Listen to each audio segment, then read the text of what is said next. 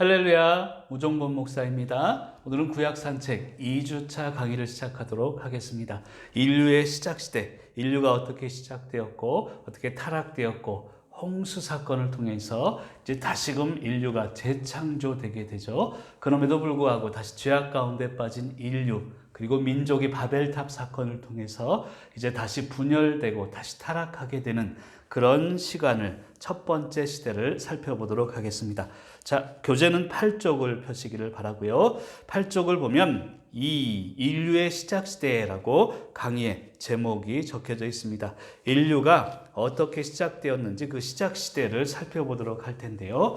우리가 시작이다라고 하면 우리가 그런 질문을 먼저 할 수 있습니다. 목사님, 알이 먼저입니까? 닭이 먼저입니까? 라는 질문을 할 수 있습니다. 그런 질문을 실제로 많이 받아봤고요. 근데 성경 말씀에 보면 창세기 1장 12절에 보면 이런 말씀이 있습니다.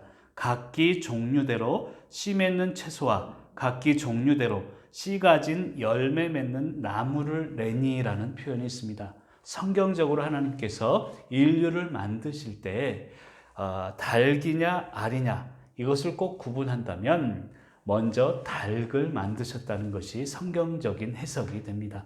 그래야 알이 날 수 있거든요. 그래서 하나님은 먼저 모든 것을 창조할 수 있는 생명의 근원, 생명을 낳을 수 있는 근원을 먼저 창조했음을 아시기를 부탁을 드리겠습니다. 그리고 2주차 강의를 시작하면서 또 한 가지 더 부탁드리고 싶은 것은 서두르지 맙시다. 그러나 멈추지도 맙시다라는 것입니다.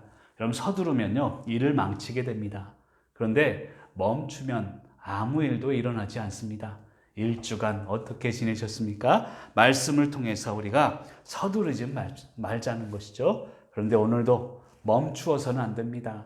꾸준히 우보천리의 마음으로 승리하시기를 바랍니다. 자, 1번 넘어갑니다. 인류의 뿌리. 자, 인류의 뿌리를 제대로 알아야 우리가 행복해질 수 있는데요. 그 인류의 뿌리에 대해서 창세기를 통해서 살펴보도록 하겠습니다.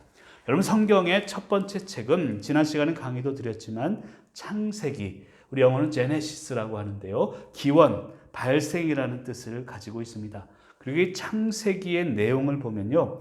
온 우주의 기원, 천지창조를 의미하죠. 그리고 인간의 역사, 이것은 하나님이 창조자이고 인간을 대리자로 삼았음을 역사를 통해서 우리가 알 수 있습니다. 그런데 문제는 하나님의 대리자인 우리가 죄에 빠진다는 것이죠. 불순종하게 되고 타락하게 됩니다. 그래서 죄의 시작이 일어나게 되고 창세기 3장 15절을 통해서 인류 구원의 프로젝트, 하나님의 계획이 시작되는 것을 알 수 있습니다. 나중에 창세기 3장 15절을 공부하겠습니다만 여자의 후손 예수 그리스도가 그때 등장을 하면서 하나님이 우리 인류를 향한 구원의 역사가 시작되는 것입니다. 그리고 좀 더 읽다 보면 민족의 기원이 나옵니다. 아브라함을 선택하시고 이스라엘 민족을 선택하셔서 축복의 통로 삼으시고 창세기 12장에 보면 복의 근원 삼으시는 것을 알 수 있죠. 그리고 하나님과 이스라엘과의 언약 관계 등이 기록되어 있습니다. 우리가 3주차 다음 주에 살펴보겠지만 아브라함과 하나님과의 언약이 총 5가지의 큰 언약들이 있습니다. 이 언약을 통해서 우리 하나님이 인간을 사랑하시고 인간 전체, 온 인류 전체를 위한 구원의 프로젝트가 기록되어 있는 것이 창세기라고 할 수 있습니다.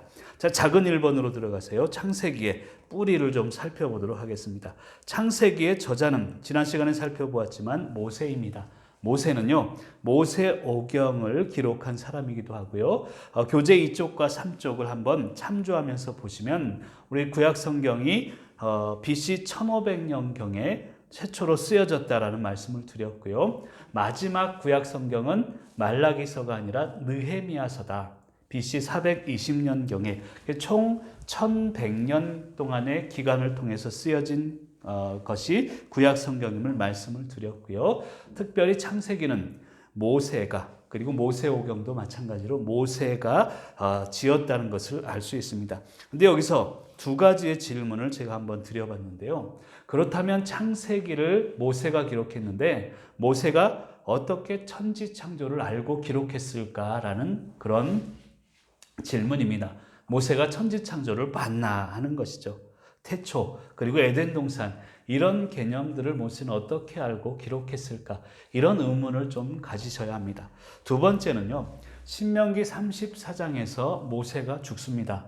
모세가 죽었으면 모세가 기록할 수가 없겠죠. 그럼에도 불구하고 모세의 죽음 이후에 기록이 이어서 기록되고 있습니다. 그렇다면 그 이후의 기록은 누가 썼을까라는 그런 질문을 또 해보게 됩니다. 첫 번째 질문, 모세가 천지창조를 알았나 봤나 그리고 보고 기록했나, 이것에 대한 답은요, 그 밑에 제가 괄호로 써놨습니다만 모세는 보지는 못했습니다. 그렇지만 이 성경의 원저자는 모세가 아닌 괄호 성령님이시다는 것이죠. 그래서 그것이 가능할 수 있었습니다. 신명기 34장 이후의 기록도 마찬가지입니다. 모세가 죽었지만 그 이후의 기록은 여호수아가 이어받아 성령의 감동을 받아서 쓴 것임을 우리는 알 수 있습니다.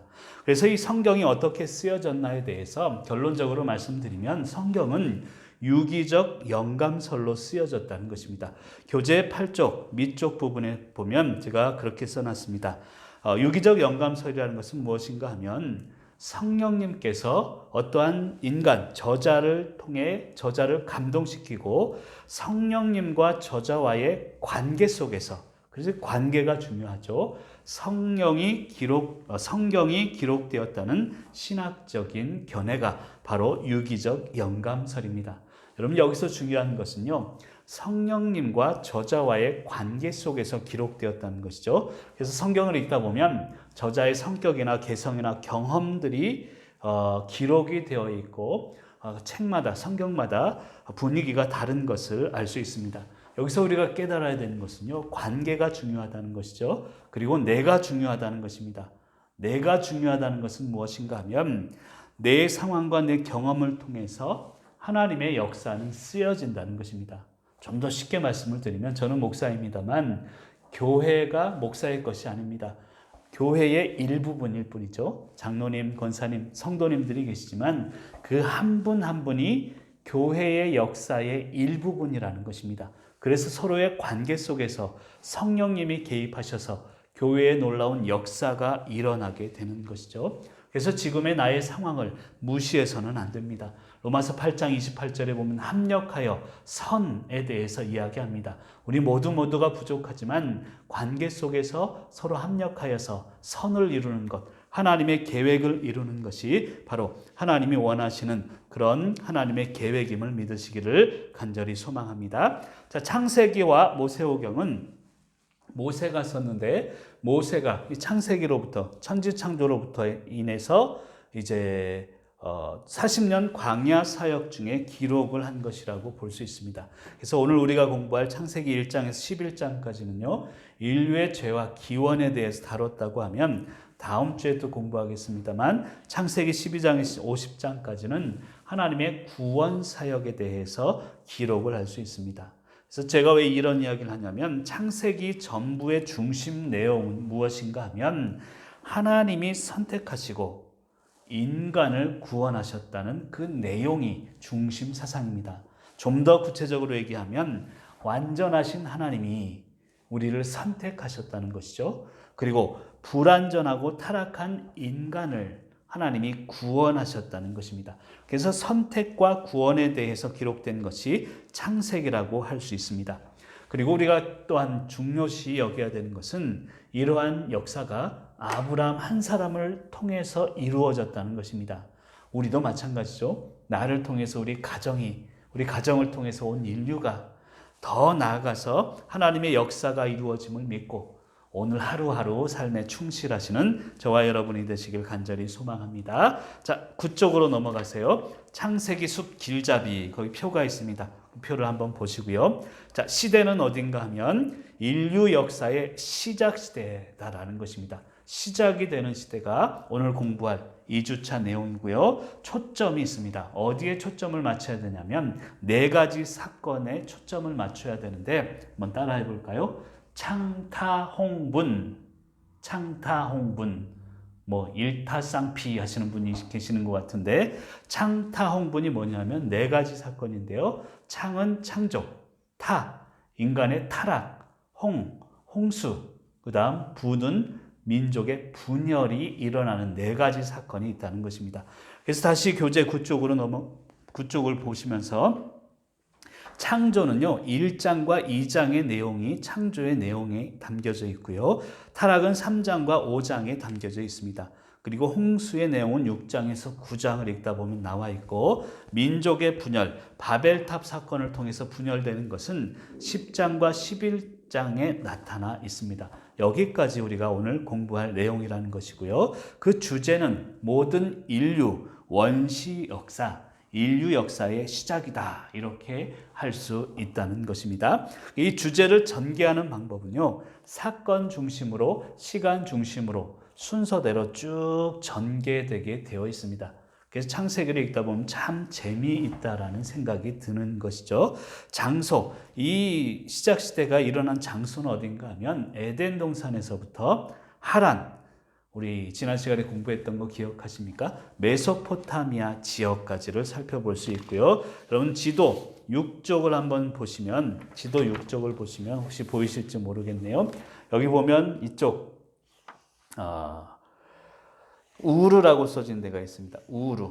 그리고 이라크가 있고요. 그 위쪽으로 쭉 올라가다 보면 하란이라는 데가 있어요. 그래서 이쪽 부분이, 이라크 지역 부분이 메소포타미아 지역이고요. 아브라함이 최초에 처음부터 그곳에 중심을 잡고 생활했던 지역이라고 할 수 있습니다. 그 기간은 총 2100년간의 기간을 잡을 수가 있습니다. 자, 그러면 구체적으로요, 이 창세기 전체적인 내용, 아까 얘기했던 창타 홍분에 대해서 쭉 살펴볼 수 있도록 하겠습니다. 이 창세기 숲 산책, 자, 좀 더 구체적으로 살펴보겠습니다. 자, 1장과 2장은 아까 창조라고 했죠. 3장, 5장은 타락, 6장, 9장은 홍수, 10장, 11절은 분열이라고 했는데, 첫 번째 창조에 대해서 살펴보도록 하겠고요. 1장, 2장이 그 내용입니다. 그럼 창세기 1장 1절에 보면 태초에 하나님이 천지를 창조하시니라 라고 기록이 되어 있습니다. 그런데 우리 원어 성경, 구약 성경에 보면요, 한글은 태초에로부터 시작하는데, 구약 성경, 히브리어 성경에 보면 태초에로 시작되는 게 아니라 하나님이로 시작되고 있습니다. 태초에라는 것은 베레시트라는 단어를 쓰는데요. 원어 성경에는 베레시트가 먼저 나오질 않고요. 야훼, 하나님이 먼저 나오는 것을 살펴볼 수 있습니다. 이것이 의미하는 바는 하나님 우선주의죠. 하나님이 분명히 주체를 가지고 주관적으로 천지를 창조했음을 나타내고 있습니다. 그런 의미에서 한글 성경도 좀 바뀌어야 된다라는 생각이 들고요. 어쨌든 창세기 1장 1절을 보면서 우리가 생각해야 되는 것은 하나님이 태초에 천지를 창조하시니라, 이 순서로 다시 한번 읽어보시면 더 은혜가 될 줄로 믿습니다. 왜 그렇습니까? 하나님이 창조자임을 믿는 것이 우리 믿음의 시작이기 때문입니다. 사실 우리 인간은요, 이해하고 설명되고 믿으려고 합니다. 그것이 문제입니다. 그런데 하나님은요, 이해시키는 하나님이 아니세요. 설명하시는 하나님이 아닙니다. 선포하시는 하나님임을 믿으시길 바랍니다. 하나님은 선포하시고 인간은 믿을 때 하나님의 역사가 일어나게 되는 것입니다. 여러분, 무조건적인 그런 믿음을 이야기하는 것이 아닙니다. 그냥 무조건 믿으라 라고 얘기하는 게 아닙니다. 믿음은요, 노력이 아니라 하나님의 선물이라는 거예요. 믿음은 설명될 수 있는 게 아니라 그저 선물로 받으면 된다는 것입니다. 여러분, 제가 브라질에 한 3년 동안 사역하다 왔습니다만, 브라질 가려면요 30시간을 비행기를 타고 가야 합니다. 월요일 날 타면 수요일 날 도착을 해요. 근데 비행기를 타면서 비행기 저 부속이 몇 개인데 부속을 다 검사해야 되는데 그걸 다 이해하고 설명하고 타질 않아요.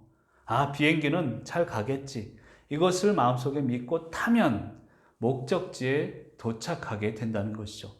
그렇지 않으면 우리의 삶은 믿음으로 승리할 수 없다는 것입니다. 그렇구나, 하나님이 우리를 창조하셨구나, 이것을 믿고 함께 산책하시는 저와 여러분이 되시길 바랍니다. 자, 태초에 하나님이, 이 순서를 바꿔서 읽어보라고 제가 설명을 드렸고요. 하나님이 창조자고 전능자라는 것입니다. 만물의 주인이시고 무에서 유를 창조하시는 능력의 하나님을 믿고 나아가시기를 바라고요. 창조의 순서를 좀 우리가 설명을 드려야 되는데요. 6일 동안 창조하시고 7일째는 안식하셨다는 것을 여러분 알고 계시죠? 첫날은 창세기 1장 3절에서 5절에 보면 빛을 창조하신 그 내용이 쭉 나오게 됩니다. 그러니까 빛을 첫 번째로 창조하셨다는 것이죠. 두 번째 날은 창세기 1장 6절에서 8절에 보면 하늘과 바다를 창조하셨는데 좀 특이한 그런 단어들이 나옵니다. 거기 보면 궁창 아래의 물과 궁창 위의 물을 창조하셨다 라는 표현이 나옵니다. 창세기 7장 11절이 있는데 한번 읽어봅니다. 그 교재 9쪽 중간에 있습니다. 노아가 600세 되던 해 둘째 달 곧 그 달 11의 날이라. 그날에 큰 기품의 샘들이 터지며 하늘의 창문들이 열려라고 이야기합니다. 거기 보면 큰 기품의 샘들이 터지고 하늘의 창문들이 열렸다라고 하면서 이제 홍수가 쭉 일어나는 장면이 나옵니다. 근데 이 홍수를 통해서 우리가 알아야 되는 것은요, 그 당시에 그 하나님이 천지를 창조하실 때의 내용은 여기 지구가 있습니다. 그 지구가 있고 이 지구 궁창 아래의 물이라는 것은 궁창은 이 공간을 의미하는데요. 지구와 이 궁창 아래 바다와 강이 있었음을 이야기합니다. 그리고 궁창 위의 물은요. 궁창 이 지구 위에 어떤 공간 위에 또 물이 있었다는 것을 이야기합니다. 한마디로 쉽게 설명드리면 하늘의 물도 있었다는 거예요. 그래서 창세기 7장 11절에 큰 기품의 샘들이 터진다. 이 말은 바다와 강들의 물이 쭉 밑에서 올라왔다는 것이고요. 하늘의 창문들이 열렸다라는 것은 하늘에 있었던 그런 물들이 내려왔다라는 것을 설명하는 그런 본문 말씀입니다. 그래서 과학자들은 이것을 수권층이라고 이야기하기도 합니다. 하늘 위에 또 어떠한 형태로든 물들이 있어서 그 물들이 땅에서도 하늘에서도 쏟아져 내렸다는 것이죠. 그래서 여기서 또 특이한 내용은 무엇인가 하면 사실 노아의 홍수 이전에는 사람들이 1000년 가까이 살았습니다. 무드셀라 같은 사람은 969세를 살았죠. 근데 노아의 홍수 이후에는 사람들의 수명이 급격히 짧아집니다. 120년, 100년 언저리로 이렇게 짧아지게 되는 것이죠. 그 이유에 대해서 이 하늘의 궁창, 하늘의 물, 궁창 위의 물이 이제는 쏟아져서 없다는 것이죠. 그래서 우주에서 나오는 그런 해로운 고주파 우주선들, 감마선이라든지 알파선 이런 것들을 인간이 그냥 맞게 되면서 수명이 짧아졌을 것이다 라고 설명하는 사람들도 있습니다. 어쨌든 둘째 날에 하늘과 바다를 만드셨는데 특이한 것은 하늘 위, 궁창 위에 물이 또 지구를 덮고 있었던 것이 아닐까라는 그런 해석도 특이합니다. 이것도 알아두시면 좋고요. 셋째 날은 땅과 식물을 만드셨습니다. 그리고 넷째 날에는 낮과 밤, 그리고 계절과 날과 해, 달, 우주 등을 넷째 날에 만드셨다는 것이죠. 창세기 1장 14절에 보면 하늘의 궁창에 광명체들이 있어 낮과 밤을 나뉘게 하고라고 설명합니다. 이 광명체를 영어 성경의 NIV에 보면 light, 빛이라고 표현을 하고 있고요. 빛을 가지고 낮과 밤을, 그리고 이 광명체는 빛, 해와 달을 의미한다라고 설명하기도 합니다. 그리고 특이한 것은 네 번째 날에 우주를 창조하셨다는 것이죠. 이것이 굉장히 중요한 의미를 갖고 있는데요. 당시 메소포타미아 문명에서의 생각은 무엇인가 하면 지금과는 많이 달랐습니다. 자연 숭배 사상이 있었고요. 태양이나 땅, 물, 모든 것들, 자연을 신 삼아서 숭배하는 그런 자연 숭배 사상이 있었는데 우주가 먼저 존재를 했고 이 우주가 신을 창조한다라는 개념이 있었습니다. 그런데 성경을 읽다 보면 반대 개념이죠. 아니다. 신이 우주를 창조했다는 것이죠. 그래서 그 당시에 메소포타미아 문명에 있어서는 충격적인 그런 내용을 담고 있다는 것도 주목해 보시길 바랍니다. 다섯 번째 날은 하늘의 새, 그리고 바다의 동물을 창조하셨고요. 여섯 번째 날은 땅의 동물과 사람을 창조하게 됩니다. 여기서 좀 구분해야 되는 것이 우리가 6번째 날에 사람을 창조했다라고만 생각하는데요. 땅의 동물과 사람을 창조했다는 것입니다. 5번째 날은 바다의 동물을 창조하셨고요.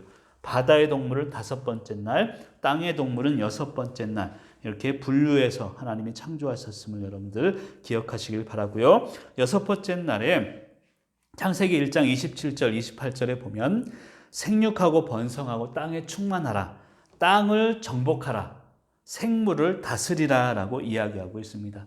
1장 27절 28절 다음 쪽에서 보겠습니다만, 땅을 정복하라는 것은요, 땅은 정복의 대상이라는 거예요. 세상은 정복해야 될 대상이지 세상에 끌려가서는 안 된다는 의미입니다. 그리고 생물은 정복하라가 아니라 다스리라라고 명령하고 있습니다. 이 말은 바로 사랑으로 생물들, 살아있는 것들은 다스리고 나아가야 된다는 것이죠. 여러분, 인간은요, 하나님의 영광을 반사하는 거울임을 알아야 합니다. 생물을 다스리고 청지기적인 마음으로 하나님이 질서대로 잘 다스리는 것, 이것이 우리 인간에게 주어진 명령임을 믿으시길 바랍니다. 그리고 나서 7번째 날에 안식하게 되셨습니다. 안식은 쉼을 의미하고요. 신학적인 개념을 가지고 설명을 하면 이 쉼은요, 구원과 연관이 되어 있습니다. 하나님이 쉬었다는 것은 구원을 의미하고요. 여러분, 예수님이 십자가에 달리시면서 이것은 죽음입니다. 그런데 십자가상에서 온전한 쉼을 가지셨고 구원의 역사를 이루셨다는 것이죠. 한마디로 이야기하면요, 이 안식이라는 것은, 안식일을 지키라는 것은 인류 물질 만능주의와 우리 여러 가지 욕심들에 대한 저항이다라고 설명할 수 있습니다. 어려운 개념입니다만 나중에 신학 강좌를 할 때 기회가 있으면 좀 더 설명을 드리겠습니다. 결론적으로 안식은 쉼이고 구원이고 인류의 어떤 물질 만능주의에 대한 저항이 안식이다라고 설명할 수 있겠습니다. 자, 2번째로 그쪽 밑에 보면 창조의 특징, 한마디로 특징은 쉼이 좋았더라라고 이야기할 수 있습니다. 여러분, 창조를 왜 하셨을까? 한마디로 쉼을 위해 창조하셨다라고 설명할 수 있습니다. 쉼은 구원이죠. 인류를 창조하신 것은 구원을 위해 창조하신 것이요, 자유함을 위해 창조하셨다라고 설명할 수 있고요. 그래서 하나님이 창조하시고 나서 쉼이 좋았다라고 이야기할 수 있습니다. 자, 1번 천지창조와 안식인데요.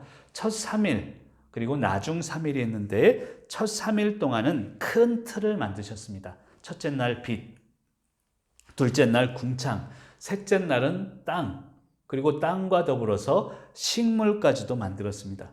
그리고 이 첫째, 둘째, 셋째 날에는 틀을 만드시고 네 번째에서 6번째 날에는 그 틀 안에 들어가는 내용물을 만드셨습니다.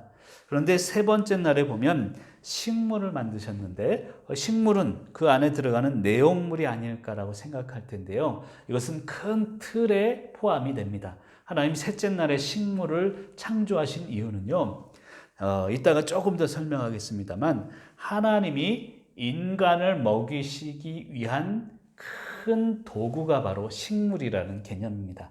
그래서 식물은 틀에 들어가게 되고요. 그 다음 넷째 날 달과 해, 우주, 새, 바다 동물, 땅 동물, 사람까지도 그 안에 내용물을 만드셨다는 것이죠. 여기서 우리가 깨달을 수 있는 것은 우리의 삶에도 순서가 있습니다. 여러분, 집을 먼저 사고 가구를 집어넣어야죠. 가구를 먼저 사고 집을 사지 않는 것처럼 그 우선순위를 지키라는 하나님의 명령임을 깨달으시길 바라고요. 창세기 1장 31절에 보면 쉼이 좋았더라. 여러분과 저의 삶이 이런 삶이 되긴 바랍니다. 무엇을 하든지 쉼이 좋았더라. 너무 좋았더라. 이런 하루하루 시간이 되시길 바라고, 그런 좋음, 쉼이 좋았더라, 그것을 누리기 위해서 그렇구나, 나는 하나님의 최대 걸작품이다, 이러한 자부심을 가지고 사시길 바랍니다. 거기 괄호 안에 본인 이름을 넣어서 한번 10번 읽어보시길 바라요. 하나님이 만드신 하나님의 형상을 회복하시기를 바랍니다. 자, 두 번째 개념은 날에 대한 개념을 좀 알아야 되는데요. 날은 히브리어로 욤이라는 단어를 쓰는데요. 첫째 날, 둘째 날, 셋째 날 할 때 욤을 쓰게 됩니다. 근데 이 날은 하루를 의미하느냐, 그런 질문을 할 수 있습니다. 이 시간적 개념에 대해서 첫째 날은요, 24시간을 의미하는 것은 아닙니다. 하나님의 시간과 인간의 시간은 다르거든요. 첫째 날에 대한 날, 이 욤의 개념은 뭐냐면 창조 행위가 시작되고 끝나는 시간까지가 첫째 날, 둘째 날이라고 할 수 있습니다. 시작하고 끝맺는 날. 우리 인간의 날의 개념은 아침에 그리고 저녁에 이렇게 해가 뜨고 지고 이것을 하루로 치지만 하나님의 날은 다르다는 것입니다. 그래서 카이로스와 크로노스의 개념을 우리가 알아야 되는데요. 카이로스는 하나님의 시간입니다. 지금도 하나님의 날은 흘러가고 있어요. 하나님의 하루는 언제 끝날지 우리가 알 수 없죠. 의미 있는 시간이 카이로스입니다. 근데 크로노스는 그냥 물리적인 시간이고 지나가는 인간의 시간을 의미합니다. 우리가 크로노스의 시간을 살아가지만 중요한 것은 카이로스의 개념, 하나님의 시간의 개념을 가지고 내 개념과 내 시간의 개념과 하나님의 시간의 개념은 다르구나. 기다릴 수 있고 인내할 수 있는 그런 믿음을 지녀야 될 줄로 믿습니다. 자, 10쪽으로 넘어가서요. 그래서 베드로후서 3장 8절에 보면 이런 말씀이 있습니다. 10쪽 위에 있는 말씀을 같이 한번 읽습니다. 사랑하는 자들아, 주께는 하루가 천년 같고 천년이 하루 같은 이 한 가지를 잊지 말라. 아멘. 여러분, 주님께는 하루가 천년 같대요. 천년이 하루 같대요. 인간의 개념하고는 다르다는 거예요. 여러분, 우리가 죽으면 어떻게 될까요? 죽으면 저와 여러분 천국에서 만날 줄 믿습니다. 그런데 죽으면 바로 천국에 갈까? 이런 개념의 고민을 좀 하는 신학자들이 있습니다. 인간의 시간의 개념으로 이해하려고 하면 문제가 된다는 것이죠. 저희 아버님이 천국에 가신 지 한 20년이 좀 안 됐습니다. 아버님을 생각해 보면 참으로 정말 따뜻함이 있습니다. 근데 제가 신학을 공부하면서 아버님이 지금 천국에 가 있구나, 이 개념을 가지고 참 편안함을 갖게 됩니다. 그런데 중요한 것은 뭐냐면 아버님이 20년 전에 지금 돌아가셨고 천국에 가셨는데 그럼 지금 천국에서 생활하고 계실까? 라는 개념입니다. 좀 어려운 질문을 제가 한 것 같은데 그래서 여러 신학자들이 이야기하기를 인간의 시간으로 그걸 측정할 수 없다는 것이죠.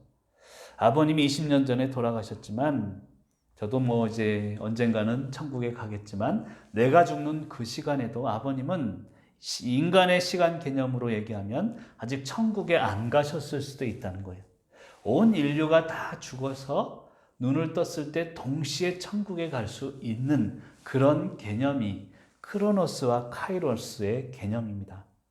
여러분, 나중에 신학 강좌를 할 때 그때 더 깊이 있게 얘기하기로 하고요. 제가 지금 말씀드리고 싶은 것은 천국에 갔냐 안 갔냐 이 개념이 아니라 하나님의 시간 개념과 인간의 시간 개념은 다르다는 거예요. 그래서 인간의 시간 개념으로 하나님의 날을 기다리다가는 절망할 수 있다는 것입니다. 인내하고 기대하며 나아가는 저와 여러분, 하나님의 시간을 사시기를 바랍니다. 자, 10조 하나님의 대리인으로 넘어가겠습니다. 창세기 1장 28절 같이 읽습니다. 하나님이 그들에게 복을 주시며 하나님이 그들에게 이르시되 생육하고 번성하여 땅에 충만하라. 땅을 정복하라. 바다의 물고기와 하늘의 새와 땅에 움직이는 모든 생물을 다스리라 하시니라. 아멘이시죠? 여기 중요한 개념이 있습니다. 거기 보면 생육하고 번성하여 땅에 충만하라는 거예요. 우리 인간의 첫 번째 사명이라고 하면 번성하고 땅에 충만하는 것입니다. 남자와 여자가 만나서 자녀들을 낳고 그 자녀가 또 자녀의 자녀들을 낳고 온 인류 이 땅 가운데 충만하게 살아가는 것이 우리 인류가 해야 할 일들 중에 하나라는 것이죠. 그 두 번째는 땅을 정복하라라고 명령합니다. 아까도 얘기했지만 땅은요, 세상을 의미합니다. 세상을 우리 인간은 정복해야 되지 세상에 붙들려서 살아가서는 안 된다는 것입니다. 여러분, 여기서 우리가 통치의 개념을 설명할 수 있는데요. 통치라는 것은 어떠한 억압을 의미하는 것이 아닙니다. 정복하라는 것은 무조건적인 억압을 의미하는 게 아니라 어떠한 질서와 원칙 아래, 하나님이 만들어 놓으신 질서와 원칙 아래에 그 사람들을 이끌어가는 것, 세상을 이끌어가는 것이 땅을 정복하라는 의미임을 아시길 바랍니다. 근데 땅을 정복해야 되는데, 세상을 정복해야 되는데 오히려 세상에 정복당하는 그런 그리스도인들의 삶이 아닌가를 다시금 생각해 보시길 바랍니다. 그 다음에 마지막에 세 번째로는 생물을 다스리라는 것입니다. 여러분, 살아있는 생물은 다스리라는 거예요. 땅은 정복하고 세상은 정복하고 생물은 다스리라는 겁니다. 여러분, 다스리다는 것은요, 함께 더불어 살아가는 것을 의미합니다. 내가 인간이라고 해서 동물들을 마구잡이로 죽여서는 안 됩니다. 함께 나아가는 것, 생물을 다스리는 그러한 삶을 사시기를 간절히 소망합니다. 그래서 우리는 만물을 다스리는 하나님의 대리인, 즉 과로, 청지기다라는 것이죠. 청지기의 개념을 가지고 살아야 합니다. 그럼 청지기는 뭐냐면 한마디로 내 것이 아닙니다 라는 개념이죠. 하나님의 것임을 인정하는 것입니다. 나에게 주어진 상황은 분명히 있습니다. 내가 살아가는 집이나 차도 있고요. 내가 살아가는 환경은 분명히 있죠. 근데 이것은 하나님의 것이고 나에게 맡겨진 것이라는 것을 분명히 알아야 합니다. 여러분, 인류의 비극의 시작은 왜 일어났냐 하면 내가 주인이라고 여기고 내 것이라 고집부리면서 시작된다는 것입니다. 그래서 그 괄호 안에 내가 주인이라 여기고, 내가 주인이라고 여기면 그때부터 말썽이 일어나기 시작합니다. 여러분, 우리가 누리고 있는 것, 가지고 있는 것 내 것이 아닙니다. 하나님의 것입니다. 이것을 인정하고 드리면 모두가 행복해질 수 있습니다. 나도 당신도 인류도 행복해질 수 있음을 믿고 승리하시기를 바랍니다. 자, 그 밑에 4번 남자와 여자 그리고 식물에 대해 설명을 합니다. 여러분, 메소포타미아 문화를 간혹 설명을 지금 하고 있는데요. 메소포타미아 문화에서 인간의 존재를 좀 설명드릴 필요가 있습니다. 아까 메소포타미아 문명 잠깐 얘기했습니다. 우주가 신을 만들었다는 개념을 가지고 있었다는 거예요. 근데 성경은 신이 우주를 만들었다라고 설명합니다. 그리고 메소포타미아 문명에서 인간의 존재는요, 왜 인간이 이 세상에 존재하고 있나? 이것을 어떻게 풀어가냐 하면 인간은 신에게 음식을 제공하기 위해서 만들어진 존재이다라고 설명을 합니다. 그래서 신에게 제사를 드릴 때 막 인간을 막 바치기도 해요. 인신 제물을 바치기도 합니다. 그런 개념이 있기 때문에 그런 것이죠. 근데 하나님은요, 식물을 만드셨어요.